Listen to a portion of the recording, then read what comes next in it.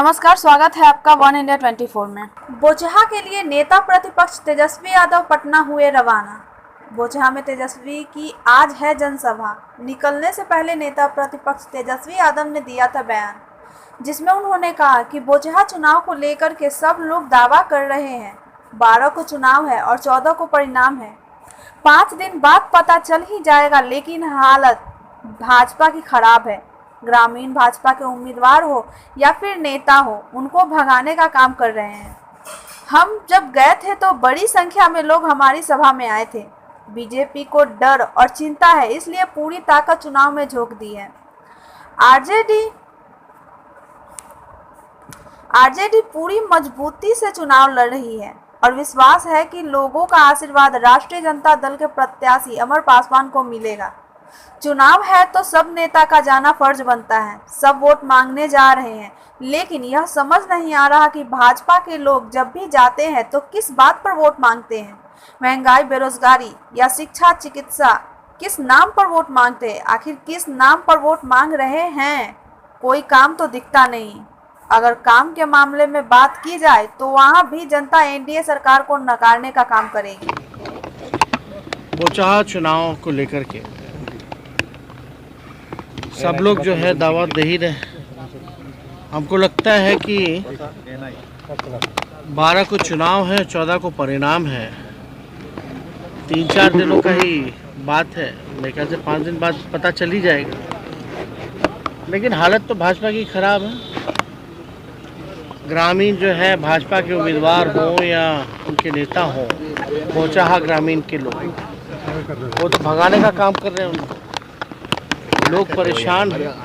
और जब हम गए थे तो बड़ी संख्या में लोग आए भी थे।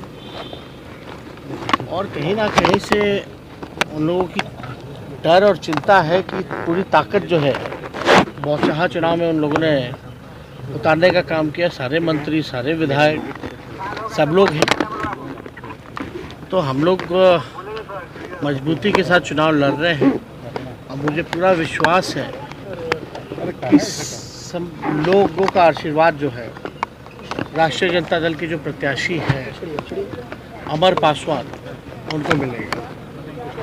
और देखिए, चुनाव है तो सब नेता का जाना फर्ज भी बनता है। सब लोग जाते हैं वोट मांगने।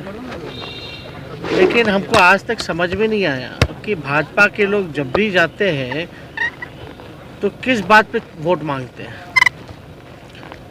महंगाई, बेरोजगारी, शिक्षा, चिकित्सा, किस नाम पे, या बिहार विशेष राज्य का दर्जा, आखिर किस नाम पे ये वोट मांगते हैं? हमको तो कोई काम नज़र आ नहीं रहा, ना वहाँ की जनता को नज़र आ रहा है।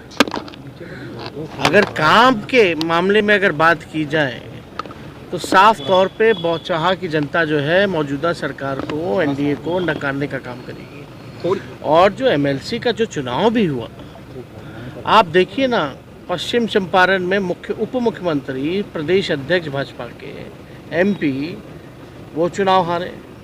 इधर राष्ट्रीय अध्यक्ष जदयू के जो है वो चुनाव हारे।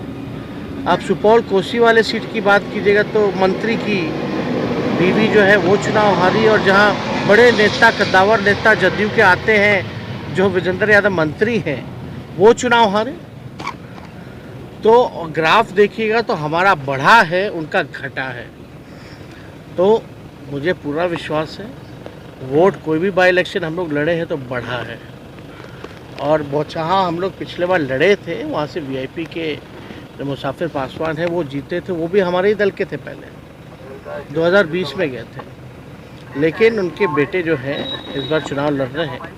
मुझे पूरा भरोसा है कि हम जीतेंगे। एमएलसी का जो परिणाम आया है उस पर मुख्यमंत्री नीतीश कुमार ने आश्चर्य जताया है कि कहते हैं उनके कई उम्मीदवार जो है जीत रहे थे वो हार गए। थोड़ी देर जीती हुई सीट हम हार गए, आश्चर्य हो रहा है। अब इस पे हमको कुछ कहना नहीं है। बड़ा चुनाव जो है देखा जाए, जो कांग्रेस जो सीट जीती है और जो जीते हैं वो जदयू के ही विधायक के भाई हैं। जो आपका मुंगेर में जो भागलपुर वाला जो चुनाव हो रहा था, उसमें बेलहर के जो जदयू विधायक हैं उनकी वाइफ चुनाव लड़ रही थी। तो हमको तो इस पर कोई टिप्पणी नहीं करना। लेकिन ये साबित होता है कि पार्टी में उनका कोई कंट्रोल नहीं रह गया। हमारे बागी चुनाव लड़े तो हमने कार्रवाई की, लेकिन नीतीश जी ने तो कोई कार्रवाई नहीं की। एक सवाल है बस कि